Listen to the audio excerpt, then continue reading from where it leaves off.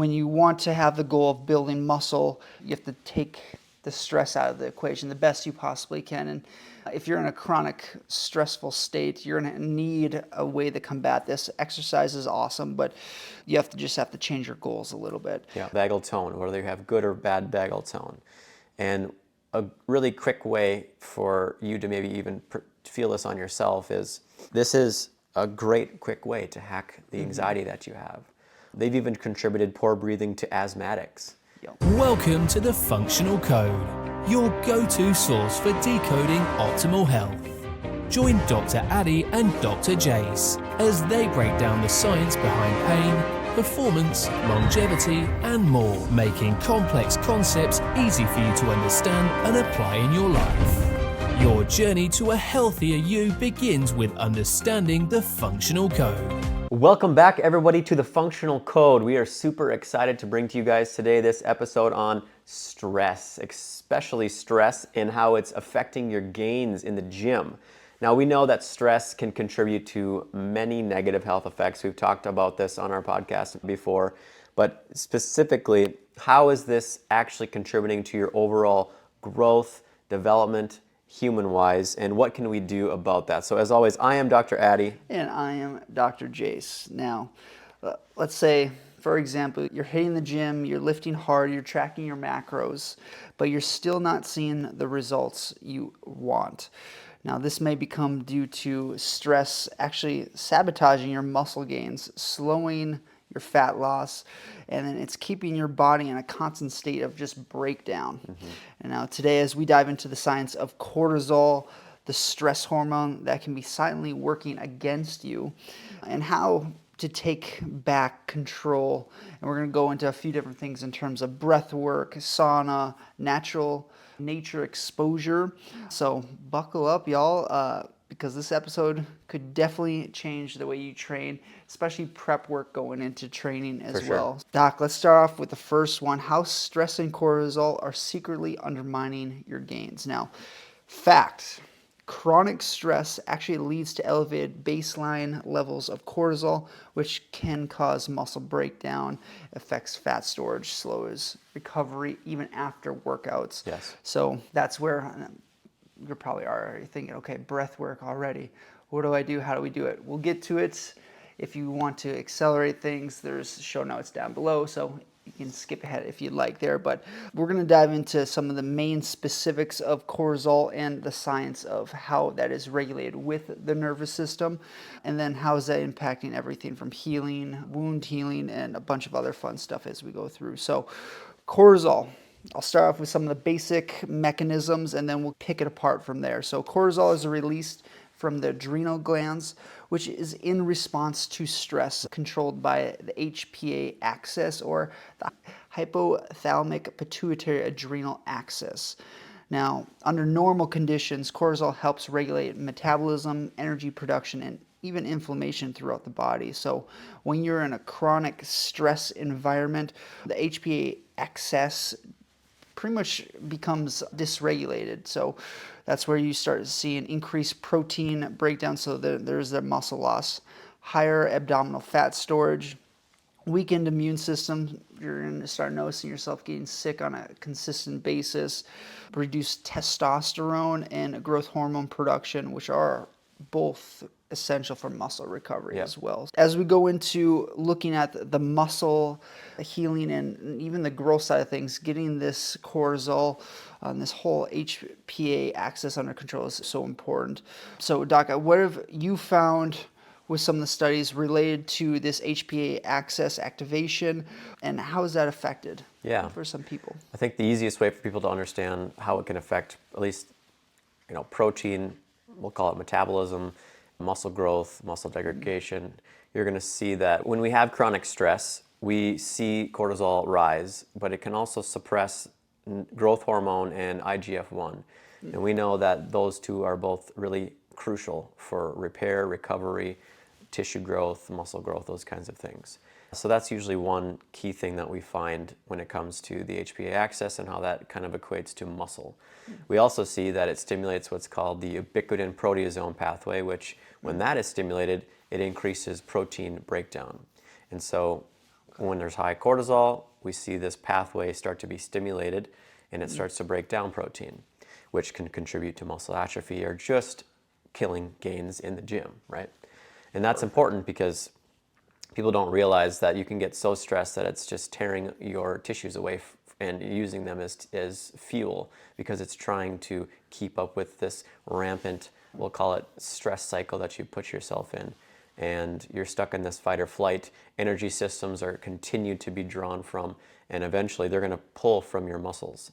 And that's where a lot of people need to make sure that if you are looking to create those kinds of gains, and you should, because we know how important muscle is when it comes to longevity and health. And people don't understand, you should be aiming to put as much muscle on as you can by the time you're 40, because that groundwork that you lay down by the time you're 40 should carry you all the way until you're dead, because you will have such a tough time putting on muscle after that age. And so when we unfortunately get to a point where it's not as easy, right now in your 20s and 30s, that should be your goal. You should be looking at how to put and maintain as much muscle on as possible. Male and female, Yes, absolutely. absolutely. Interesting. I like that point that you made there. Yeah, like it's so important. Even when you look at the older individuals later on in life, biggest risk is fall risks, and that's where if you don't have that fast twitch muscle fibers to catch yourself from a fall, there's a broken hip, blood clots, and death usually comes from there. It's sad, but it's very common, and that's where and why you want to build up, and why they say that the quad strength is vitally important in how you are able to maintain your body long term from there. So again, Doc said, let's get this under control. Let's build the muscle up early on in your life. Let's say you're listening to this now, you're 40s, 50s, even later on, you still have the ability to build muscle. Right. So I wouldn't say that it's completely out of the cards for you, but Right. you have to take probably a little bit more into consideration of what you want to spend your time on for the body maintenance long term from there. This is more of just how to make this so much easier for you. And let's use the time that you have now while your hormones are still more optimal, and at least the hormones that can contribute to this portion of your life, right? Yes.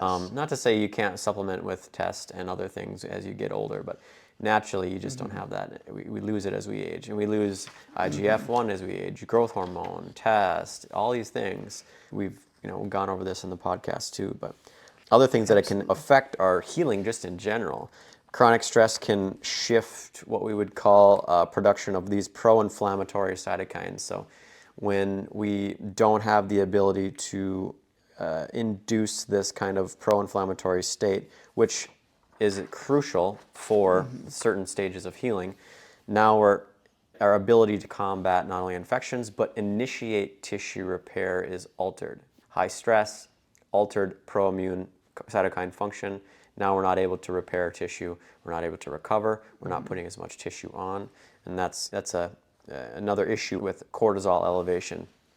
Lastly, it can inhibit what's called transition of macrophages from this kind of inflammatory to anti-inflammatory state. What is necessary with these macrophages is when we can have an anti-inflammatory kind of state, which is necessary for tissue regeneration and modeling. This inhibition prolongs this and delays the healing process. Not only is it affecting our ability to put tissue on, repair it, but also heal whenever there are injuries. And then just lastly, we know there are definitely overall health effects of unfortunately, of a high cortisol level, and that's suppressing our immune system. High cortisol releases and suppresses the immune system, reducing proliferation of our white blood cells, all the other things that would help us fight infection and impair the body's ability to either eliminate these kinds of pathogens in the body. And then acute stress can sometimes enhance immune function, but we know chronic stress actually leads to persistent low-grade inflammation. And we know inflammation is a key driver in a lot of states of disease. And when we have this elevated stress, we'll call it stress state, this definitely can contribute to the development of these various diseases, especially systemic inflammation, whether that's cardiovascular issues, now we're talking diabetes, certain cancers. All of that has some correlation to higher cortisol, especially at a longer period of time. Absolutely. So take all this into consideration. Let's put it into functional use. Like, let's say you're having a lot of stress at work. You just want to offload instead of sitting on the couch. You think, okay, I'm going to be healthy for myself. I'm going to go to the gym, see if I can burn a bunch of energy, get some of the stress out of the way. Now, you might have to alter your goals a little bit. So if you want to build muscle, if you want to actually create hypertrophy and size of the muscles, you might have to take a little different consideration going into the workout. And that's where other things of breath work, other things of prep work can help you manage the cortisol levels on that side. Thus, subsequently, just even working out or doing effort will help for the immune function itself. But when you want to have the goal of building muscle, you have to take the stress out of the equation the best you possibly can. And if you're in a chronic stressful state, you're going to need a way to combat this. Exercise is awesome, but you have to change your goals a little bit. Yeah. So I actually like the study that kind of came up with in terms of the cortisol's role in fat reduction and muscle loss. Pretty much the study went over 40 trained men. They looked at two different groups between a high protein intake group versus low or little to no protein intake just with resistance training. High protein, no protein with resistance training. Now they measured muscle retention, fat loss, cortisol levels. And the key takeaways from this was the resistance training group with low protein intake reduces muscle loss even during a caloric restriction, which kind of makes sense there, versus the high protein intake blunted cortisol's negative effects on muscle growth, which is interesting on that side. And then the chronic cortisol elevation correlates to increased fat reduction, especially in abdominal area tissues. I guess that's where we have to almost look at a couple small things. One of which, what are the energy demands needed for the workout? What are the energy demands needed for your everyday life? Are you supplying proper nutrients that your body needs on a consistent basis? All this matters, and this is where you have to know yourself a little bit more hand. But that's where we have to look at in terms of, okay, are we needing to reduce stress? Are we needing to kind of offload, or is this something to where you're feeling pretty good going into the gym and you want to maximize the effects of building up muscle? That would be the best time to go at it. Maybe depending on when you go into the gym, that might set the expectation of what you maybe want to do or accomplish for the day on that side. But and a lot of people don't understand just the mental health effects of going and doing resistance training, let alone being in the gym. Yes. You'll find that can actually contribute to the stress kind of portion of your life too. You don't have to just go to the gym for hypertrophy reasons. Yep. And a lot of people feel like there's no reason for me to be in the gym. I don't want to gain muscle. I don't care about that. And it's okay. You should, number one. But number two, it's not even about that sometimes. It's about managing your mental health. It's about continuing to create a goal and strive for it. And that's giving you some other types of mood enhancements. And again, you don't have to be a bodybuilder. That's not. You don't have to have that as your end target. We've talked about targets in the last podcast, understanding where we should aim for, and aiming to be the next Arnold Schwarzenegger. Maybe you have that in your head, but you're missing the mark because that's not actually what you wanted. You just wanted to look better, feel better, have less stress. You can get that from the gym without needing to eat 6,000 calories a day and lift 6 times a week. If that's what you feel you need to get out of the gym, you don't. You can get so much more out of the gym going a few times a week, just maintaining a consistent diet, being consistent going to the gym. You'll still find so much more benefit than trying to kill yourself doing something that you think maybe you don't even want. Do you really want that? Some of you are out there beating yourself up because you don't look like Arnold yet, but you're only going to the gym 3 times a week, and you're not like actually giving yourself the chance to have that outcome. So don't confuse yourself. Don't get caught up with the crazy expectations of the fitness influencer. Obviously, if you don't know what we're talking about, circle back to our last podcast we put out. I think we touched on a lot of great things there. Absolutely. And I think you have to also take this into consideration. Bodybuilding is a sport. Olympic lifting is a sport. hockey is a sport. Yeah. So if you're gonna be the best you possibly can at bodybuilding, if you want to look like Arnold Schwarzenegger or some of the top bodybuilders, it's pretty much a 24/7 It is. training cycle. So You should look up on YouTube expectation what a management. bodybuilder eats in a day and what his day in the life of looks like. And it's eating. and discipline. And Yeah. it is. It's so much more than you would even understand if you've never looked into it. So don't feel so bad about yourself that you don't look like that, because they have put in so much time. And So true. some of those individuals, the way that they talk about it, it's exhausting for them. They don't like it. Jay Cutler has talked about he goes, food is a fuel. I don't even get any satisfaction from eating anymore. He goes, food is just a vehicle now to get me to where I need to go. And he goes, there's no joy in it for me. And he goes, I'm worried. He goes, I don't remember the last time. He goes, I don't think I've ever eaten KFC before.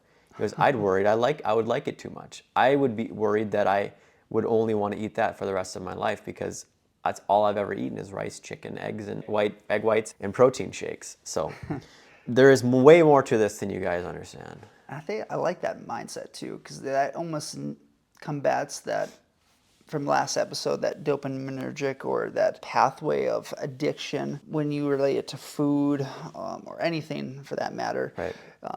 If you can have the mindset of just this food coming in is fuel, subsequently you won't have as much addictive tendencies towards it. Sacrifice. Yes. And with sacrifice comes dopamine restriction.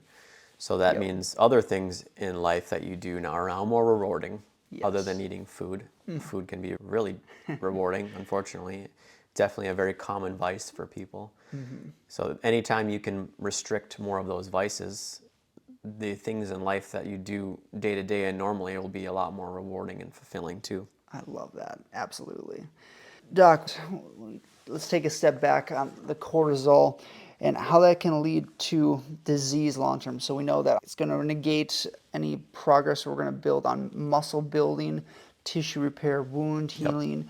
Now we're even knowing also immune system function. So my mind starts going out, okay, if the immune system starts breaking down, if all these other things aren't able to build up, what disease states could take effect. Yep. And now we're knowing that it's chronic stress also is linked to, like you said, increased inflammation, insulin resistance, and even metabolic disorders. So the life that we're living in America is very high stress, especially if you grew up or in a poverty state.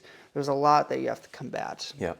So that's where some of these other cost-free practices, which we'll get to, have even more weight for those individuals comparative to maybe some that don't have as much stress, are not on the poor side. Not saying it's not for everyone, of course, but you have to take that with a grain of salt when you're looking at or discussing and talking to an individual from a different economic standpoint on that side of things. I like the study that we're going to bring up here. They broke down 51 overweight men, and they went through a couple different exercise protocols: high intensity training, resistance training, and then a combination of the two. They looked at cortisol, testosterone, and fat loss. And some of the key takeaways that high intensity training spiked cortisol the most, but also boosted fat oxidation. Right. So I like that you have to increase the heart rate for a period of time, and then it'll still keep the effects even outside and after the workout. They also found that chronic stress has led to lower testosterone, impairing the muscle recovery, which we already touched on. And then managing cortisol levels can also improve in balancing hormones and also body regulation, which makes sense on that side of things. It's for mental health, stress reduction when you get into some of these exercises. But if you want to help limit the cortisol dysregulation, high intensity training is definitely needed at least once a week to get your heart rate up, get some sweat going through all your pores of the body for the detoxification process, in combination of balancing cortisol levels as well. So, and I want to say, I was listening to one doctor, I think he was a PhD, talking about, they did a kind of a study and showed the difference between resistance training and a few other types of exercise. And you'd be surprised at how much I think, caloric output, and I want to say it was caloric output and one other metric, but resistance training pretty much led most of the categories. And so maybe you don't seem to feel like you're getting that amount of caloric output from running 2 miles versus just lifting some weights, but you still put yourself through a lot of effort when you're doing some of these things. Now, it doesn't raise your heart rate as much, which is still why I'm not saying just lift weights, but there's still an incredible amount of benefits from doing a lot of resistance training as well. Doesn't mean you shouldn't do cardio, but there's a lot of important processes that go on other than hypertrophy when we're doing resistance training. Now, if you can tie in resistance training with effort, like high intensity, now you're hitting both. It's a super effective way to train, especially if you don't have time, because high intensity training, we've known studies any little as 4 minutes, anywhere up to 15 minutes, can still have considerable effects on your health. If you're CEO busy, right? Which everyone is CEO busy right now. We always say we never have enough time to work out, but there's always time. 100%. And even with some of that too, like whenever you're trying to work out, a lot of it is just varying in the time you perform that intensity for. Like you can ramp up to 100% or this high intensity train with small breaks in between, but keeping a short hour-long session at a higher intensity with small breaks will help significantly. But even like Doc said, these 4-hour like small little bouts of exercise movement or intensity, whether it's you're squeezing your calf, quads, 10 seconds on and off for 4 minutes at as strong as you possibly can, will still have the signaling effect for hormones, chemicals, and have a whole systemic effect too. So it's, we look at it from that perspective, and then you go into a different type of workout, whether it's squeezing your muscles or it's a squat, it's a push-up. Then it goes into tissue targeting in addition to the intensity and duration. And if you just look at it from that perspective, it can shift how you look at exercise completely in itself. So and that's just interesting. What you're trying to gain. And with little amount of, that's such a great way for what you just talked about, for people to still have some bout of effort during the day at their office job. You can sit and try to contract your calves and quads for minutes, and you're sitting there in your chair, and hopefully no one's watching you, right? Because we don't have to be worried about that. But no one even knows that you're doing it, and that's going to be a great way to break up parts of sitting for 7-8 hours a day too. Especially the calves, because we know that the soleus underneath the larger calf muscle is also known as the second heart, and we've talked about that, how when we can engage those tissues, it's so much better circulatory wise. And if you've already noticed you're having colder feet sitting for long periods of time, or your legs go numb, or all these other things, might be something very simple you could start adding to your regimen for sure, to break up bouts of sitting. 100%. And we've had other podcasts previous touching on these specific topics, so go back through. The Office Worker podcast was a great one, I think, for you. We touched on that. I love that. So Doc, let's get into how cortisol affects the nervous system and vice versa. And this is where I think once we get into the breath work, especially the vagal nerve, that'll make a lot more sense to a lot of people. So with this, we're going to be diving into some sauna therapy, nature exposure. And I actually like the study that they have here, breath work and cortisol reduction. It's a study at 2009. They took 45 adults and they went through guided breathing sessions, 10 minutes a day for 8 weeks straight. They measured cortisol levels and heart rate variability. They noticed that breath work reduced cortisol levels by 25% in just 8 weeks. That's at a baseline. It's pretty substantial. And they also noticed that increase in heart rate variability indicated better nervous system balance. The more that you're able to have these different variabilities of your heart rate, it'll better keep everything in a homeostatic frequency. And also it helps stress reduction for the study. So it obviously makes sense in how we can benefit and connect the breath work that way. But Doc, what have you found with resetting the nervous system and how it can affect the cortisol levels? Yeah, and I think the why is the most important before we start, because why do we care about heart rate variability? And why do we care about managing this system? And what we know now is with technology being able to measure heart rate variability, is that something that you should even look into, and why is that important? So if you Google right now, what is the most efficient way to measure your recovery and how you heal? I just want you to Google that. I'll give you some time, but I'll also give you the answer.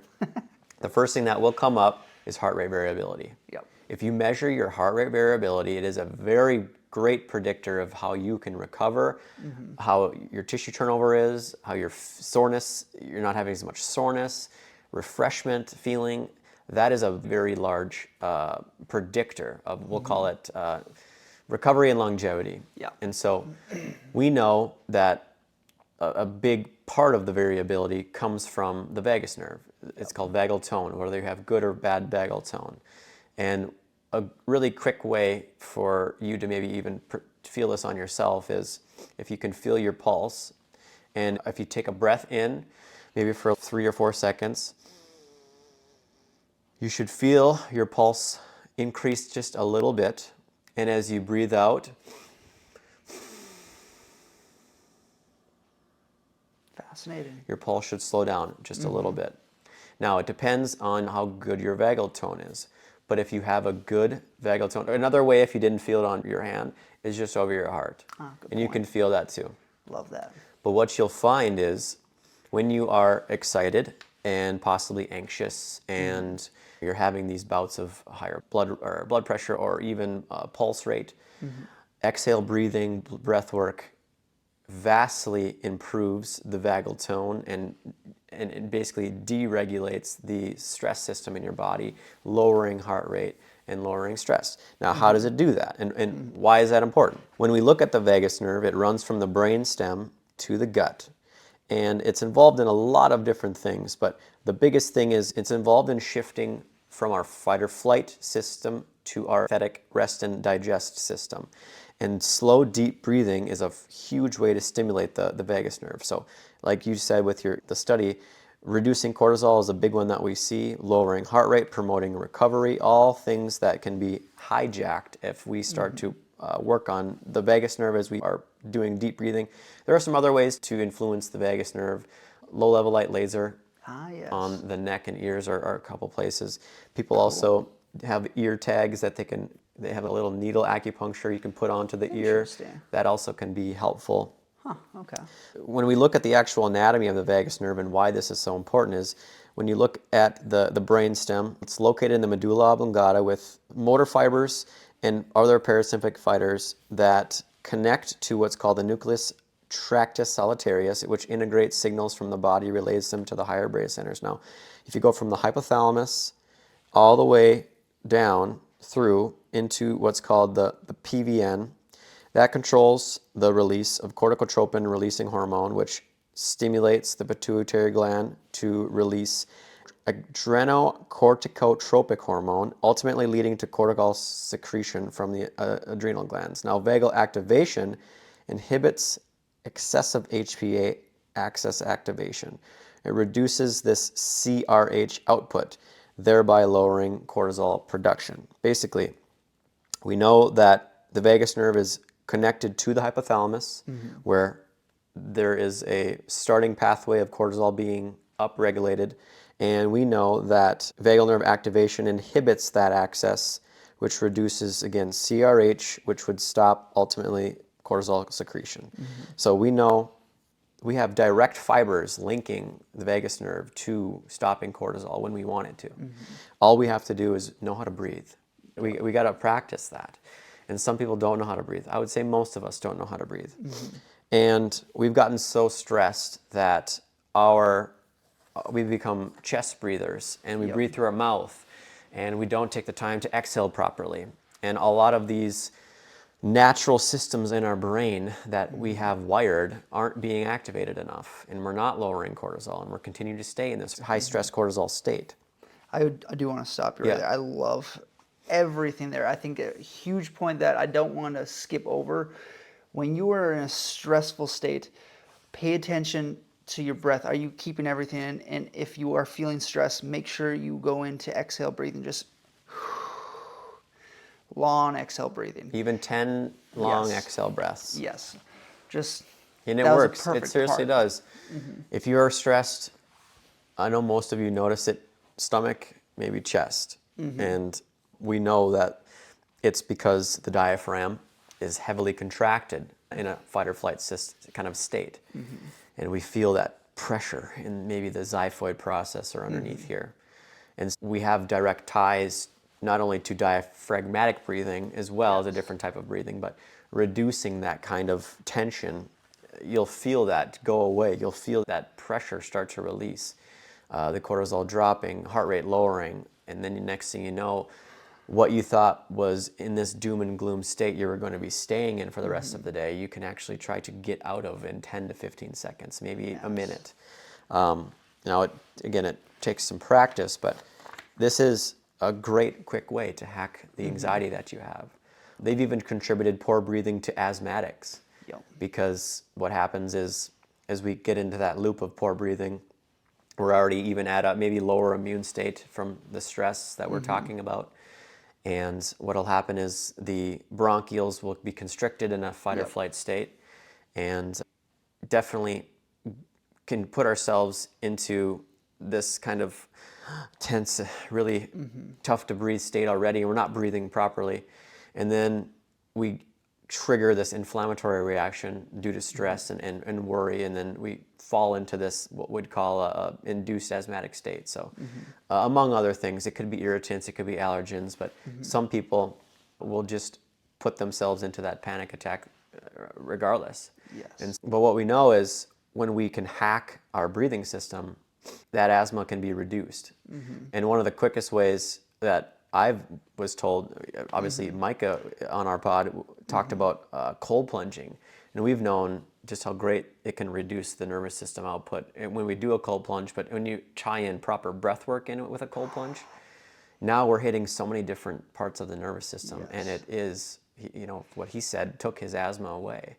It's incredible. Yeah, really good for like whole body maintenance on that side. And yeah, Doc, I'm very curious for the sensory motor functions of the vagal nerves, because I think this would be important for everyone to have a good understanding, because anyone that hears vagus, the vagus nerve, they're thinking either going to be the lungs, heart, they're going to be thinking that it doesn't have a motor function, but I think just going into this we'll have a good understanding on that side. And so we know that the vagus nerve connects to the heart, to the lungs, to the GI system, to the immune system. Now, what its ability to affect these areas is specific to 20% of the fibers, which is the efferent pathways, the motor fibers. So this allows us to directly influence the heart. Like we know, we already talked about, the vagus nerve slows the heart rate via this shield node. We also know that when we increase the vagal tone, it can lead to heart rate variability, which is a good marker of stress resilience. But not only that, it can affect the HPA axis and the adrenal glands. We already just talked about that. But it also has effect on controlling glucose metabolism via hepatic innervation, so liver innervation. It influences insulin sensitivity and glycogen storage. Now, we talked about how would stress influence our ability to gain or lose weight. We know that it directly is affected specifically by the vagus nerve. And so it has the ability to control glucose metabolism and how sensitive or non-sensitive some of these insulin receptors are, how we store glycogen, all these things. It also enhances gut motility and the secretion of certain digestive enzymes, which are activated with certain vagal tone function. It also counteracts stress-induced gut dysregulations such as IBS and dysbiosis. We know that in certain, we'll call it disease states of the gut, there is a great effect improving the vagal nerve tone on some of these issues, especially if they're stress-induced. Lastly, it can stimulate the reduction of certain inflammatory markers. TNF alpha is one of them. But when we can control neuroinflammation and autoimmune diseases and chronic stress-related disorders, all from more of the inflammatory standpoint, the vagal nerve is one place that we can look to maybe try to do that. Interesting. So, yeah. It makes a lot of sense. Even liver metabolism, we learn some of this stuff in school, and some of it's just memorization.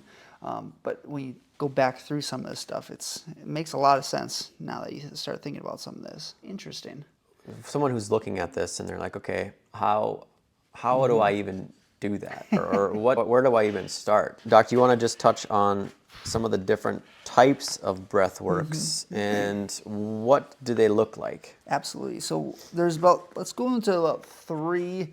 There's a bunch of different ways that you can go about the breath work, but I'll talk on specifically 3. So this would be the first one, the diaphragmatic breathing or the belly breathing. Now, there's a lot of background with yogis and yoga meditation, even for like elite level athletes, knowing how to move their diaphragm as they're breathing in and out. So that's where, when we look at this, and we'll go into actually how to do this as well. Now, when we go into this, we want to make sure we're breathing with our belly. So if you want to put your hands on your chest, one hand on your stomach, so you can have most of the movement through your belly, that works beautifully well. So you want to first start by inhaling about 5 seconds, expanding the belly. So breathing in, 2, 3, 4, 5, and then slowly exhale 7 seconds. 2, 3, 4, 5, 6, 7. And then you want to repeat that for about 5 to 10 minutes. Now, what are we doing? The inhales will increase the sympathetic nervous system, so the awareness, the energy, the focus, where exhale, focused breathing will have more of a calming effect. So belly breathing, you can affect different systems and for different energy outputs. So when we're inhaling for about 5 seconds, expanding the belly, we're allowing the diaphragm to almost drop down, and then as you breathe out, it naturally recoils back to center.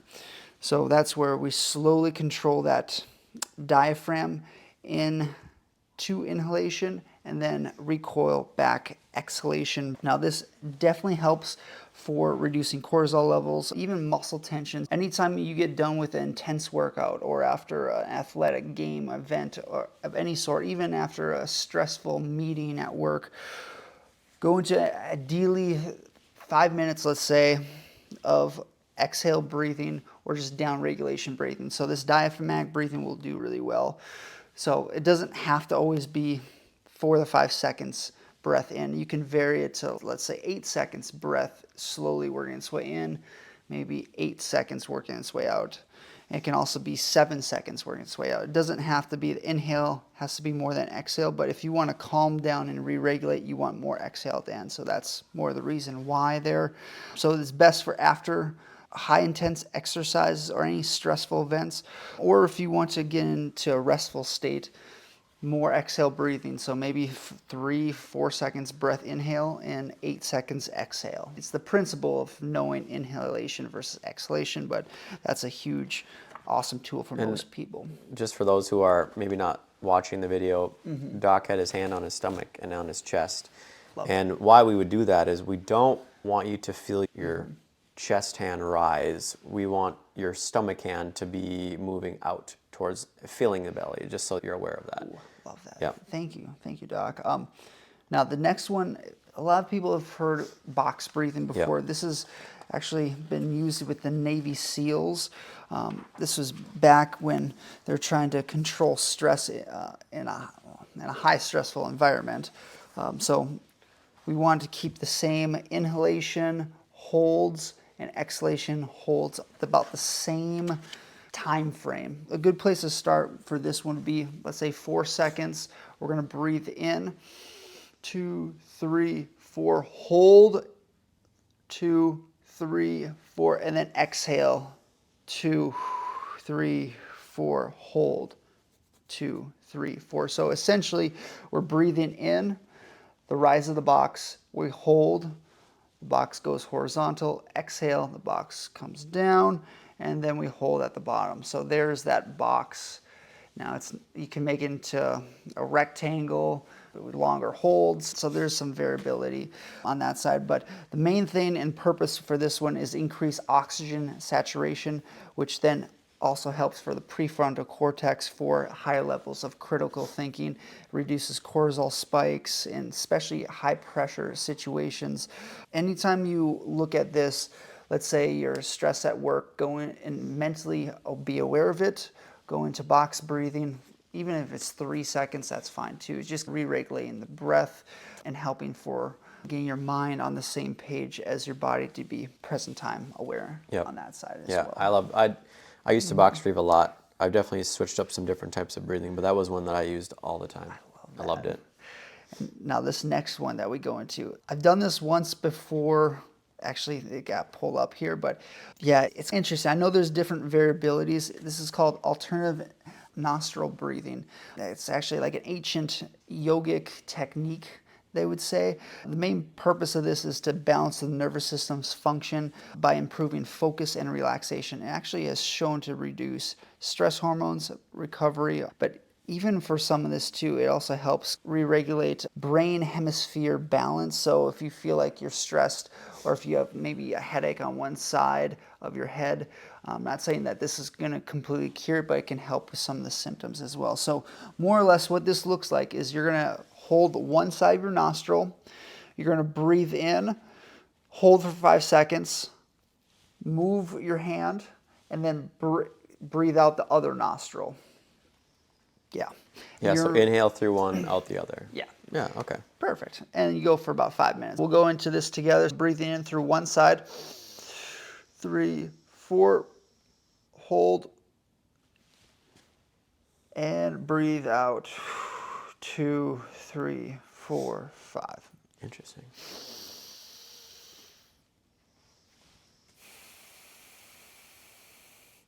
Now, when you go over this, you also want to make sure you switch the side of your nostril which you breathe in. Don't keep it just the same side in a loop. You want to make sure you go both sides. And I think that more likely has to do with more oxygen consumption on different parts of the brain hemisphere. I'm more theorizing on that side. But interesting. Even if you feel stuffed up, there's probably a little limitation with that. But seen people and heard people on more YouTube videos going through some of this specific breathing, and it helps reduce that congestion, that congestion to a certain extent. Still there, but they said it helped a little bit. So I thought that was interesting. 2 little cents on that side. One that I've always used, Doc, you talked about this a million times, is the double inhale exhale. And that's my favorite. So I breathe in as high as you can go.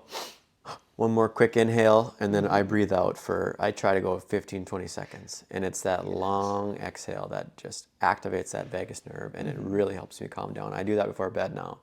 I'll do 4 or 5 of those where I'm getting that final extra inhale where I couldn't breathe any farther, breathe all the way out. And that one for me has now worked the best. That's why I like to use that one. But Huberman's talked about that one. I know I've talked about that one so often. I love that. That's now my new favorite, but yeah, that one's great as well. There's so many other breathing techniques. There's we should do Utica breathing. Yeah, there's so many. I love it. Yeah, there's a bunch that I want to get into as well. But for the purpose for this episode, breathing techniques can help reduce cortisol, which then helps for everything. Yeah. For building up muscle tissue, for gains in the gym, and all that fun stuff. So, Doc, this next one, and I'm excited to hear some of your inputs on sauna and nature exposure, which some of this stuff I know we've touched on before, but I absolutely love, especially the sauna use in relationship to cortisol reduction. There's actually a study on this specifically. Post-workout sauna reduces cortisol by 30%. Yes. That is huge. It also increases growth hormone for faster muscle repair. It helps also with the heat trigger adaptation as well, which thus you raise the bar and that threshold for the stress impulse, which then helps with everything else on that side. Didn't realize after workouts when we're doing the sauna sessions, even hot therapy as well, that it can also reduce cortisol level, which makes sense. It feels good, and it's calming effect on that side. Yeah, there's so many different variability to why sauna can improve these parts of your body. Obviously, just the calming effect alone of the heat can create that cortisol change. We now know from our last pod we put out with, we dove into sauna and heat therapy, so much. But when we increase, growth hormone and cortisol are on a inverse relationship in our body. So when growth hormone elevates, cortisol decreases. And so when we can increase growth hormone, we're actually ultimately reducing cortisol at the same time, which is why we don't want a high cortisol before we go to bed, because that's ultimately the highest peak of growth hormone is when we sleep. So when we have altered cortisol states and they're really high towards bedtime, not only can it suppress growth hormone, but it can suppress melatonin output, all these other things. And we need melatonin and growth hormone to be at a high peak level when we sleep. We want cortisol to drop. And we want it dropping by 4 p.m. so that we can get to that state ready to sleep and ready to grow. But when we have these altered cortisol states, we know that these parts of our body are affected. And that's why sleep is so important when we're trying to make gains in the gym. I mean, that's a foundation.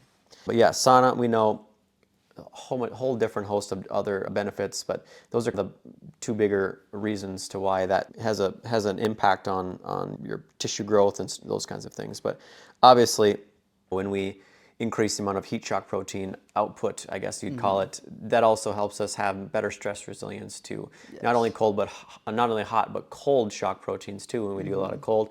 All of those things tie into our ability to be resilient to something, whether that's heat, cold, stress alone. Sometimes the body has a tough time registering what those are, so that's why we can put ourselves in cold, which the body just views as a very stressful state. Yes. And then we go and actually put ourselves in a stressful state. Our resilience to that is better. And so that's the final point of why extreme hot therapy, extreme cold therapy kind of ties to that stress resilience. I really love how you put that. Yeah. Every time we touch on that specific topic, it just gets better and better. I know. I love that stuff so much. Let's It's go. great. And even to that point, too, it makes also more sense to have exercise more for most people earlier on in the day, because anytime you get into exercise, there's still a little bit of a fight-flight cortisol release at later in the evening and night. If you do work out evening and nighttime, so you almost have to deregulate that. Breathing practice is even more important. Yeah, that's a great. That'd be a great way to do it.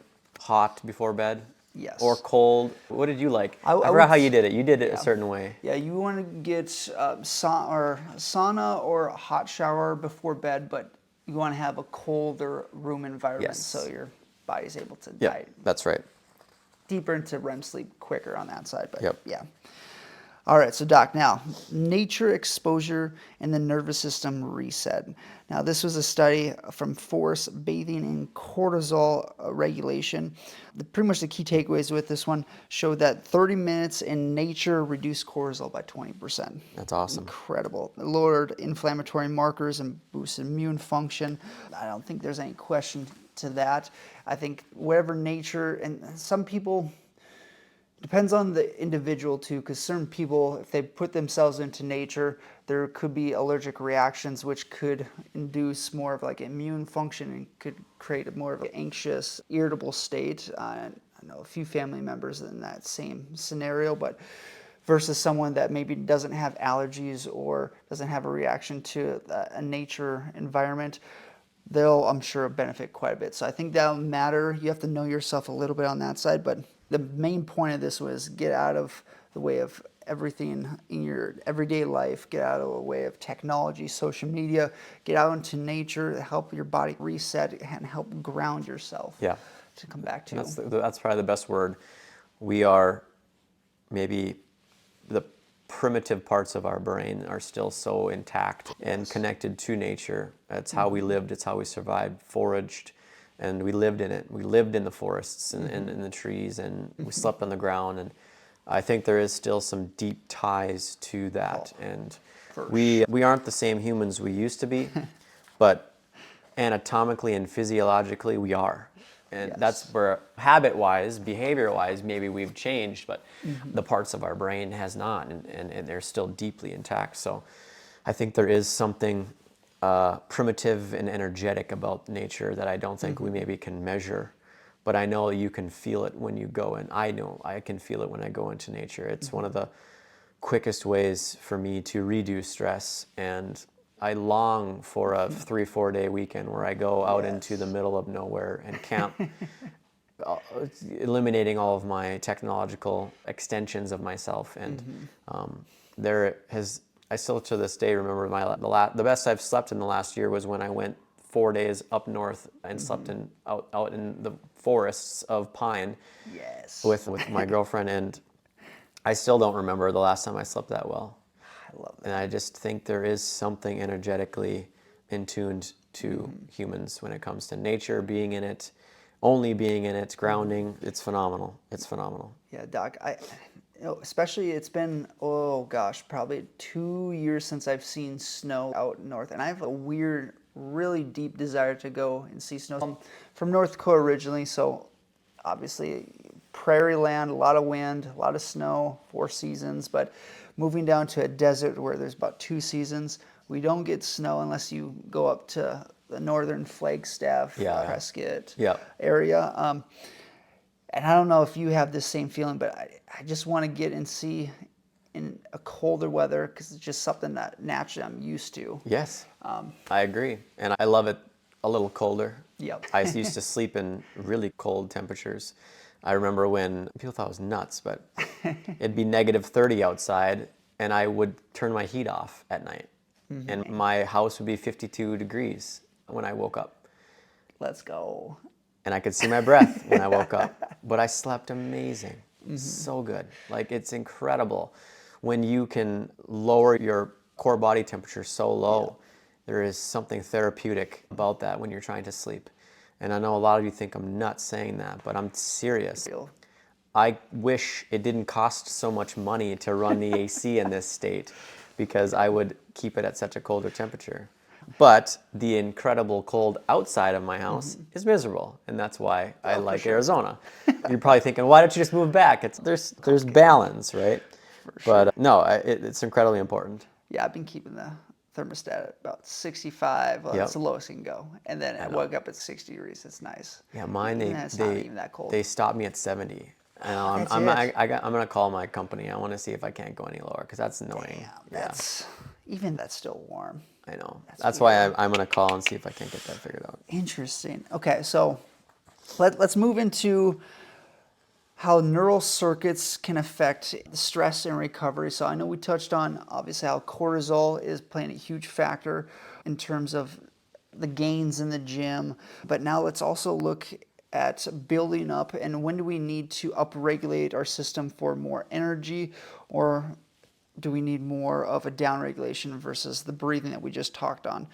Now, some of this I want to go into a little bit more. If you want to, let's say, ramp yourself up, maybe you didn't sleep well the night before, or you need to focus for a test or a meeting coming up. Let's say we want to increase awareness. There's a couple different things. One, eye tracking that I actually learned on in recent, and it actually works incredibly well, especially waking up from a nap and starting your day, to where, and if you're not watching this on the video and just listening to it, I'll talk through it as we go through, but the main premise is to move the eyes in tracking by looking at your hands in a couple different manners. So we want to make sure that we're focusing on a close fixed point. So maybe put your thumb out in front of you. Maybe bring it a little closer to where you're about 12 inches or so from your nose. Focus on that, and then in a split second, try to focus on the farthest point you possibly can. Go back and forth to your fingertip, and then back to the farthest point. We're going to have you go back and forth between that good 5 to 10 times. After you get done with that, you're going to fixate and focus on your finger right in front of you, about 12 inches from your nose. And then you're going to zone and move your finger as far out as you possibly can, and then as close as you possibly can. And that's 1 rep. We're going to do that 5 to 10 times. So out to close, far to near, 5 to 10 times. Now, bring your finger back about 12 inches or so. We're going to then go side to side without moving your head, only your eyes. You can vary the speeds. You can go slower, faster, but your eyes are following your finger side to side 5 to 10 times. And then we're going to go up and down without moving your head. And this is where some people can get a little dizzy. If so, back off how high or how low you move your finger, but keep it about 12 inches or so from pretty much your nose. Now, come out from there, you're going to notice a little bit more of awareness to your environment, a little bit more mentally stimulated, so that would be perfect to ramp up into restful states. And if you didn't feel anything, it's because it's the middle of the day. But try it when you wake up. Oh, yes. Totally different perception, just so you guys are aware of when and why you do something like that. Yes. But I totally agree. Any type of ultra fixation, any type of activation of the brain when you didn't have any, that's a quick and easy way to do that. Another great way is hyperoxygenation, where you're just deep inhalation. So we've talked a lot about exhalation, but we're talking now inhalation. Where 10 very deep inhales versus just short exhales, and that is you're going to feel almost a little dizzy. But we used to do that before our shifts in adjusting in Maple Grove in Minnesota. Cool. A doc would lead us and do that. And man, it fired you up. It was great. Sir. So yeah, that's another good one. Awesome. So yeah, it's all about awareness, bring your energy up, or if you need to lower your energy down. So anywhere you can control your body in stressful situations, in situations where you're tired, groggy, to ramp up to a normal state. A lot of it is just homeostatic regulation at the end of the day. And having tools, and more important, recognizing the situations of when to use those tools is far more important. That's where you have to just pay attention day by day. So, yeah. So outside that, I thought, Doc, this was a really good pod.